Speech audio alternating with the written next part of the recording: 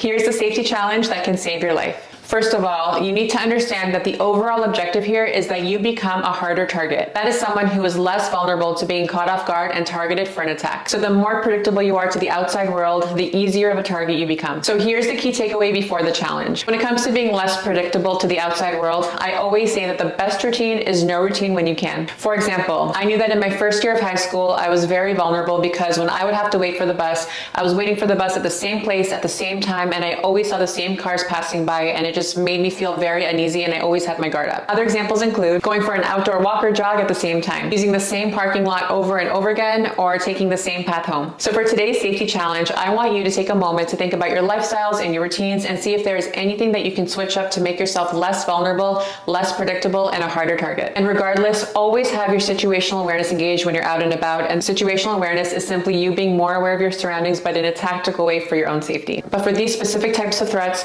always be aware of suspicious activity around you and notice if anybody's following you or showing signs of stalking. And if you do notice someone following you, do not take them home or to a remote place where it could be even more dangerous. Go directly to authorities or to somewhere safe where you can call for help. And as always, if you see something, say something and report it so that we can work together as a community to help keep each other safe. I've been a self-defense instructor and security consultant for over 10 years, and I specialize in physical and psychological survival tactics.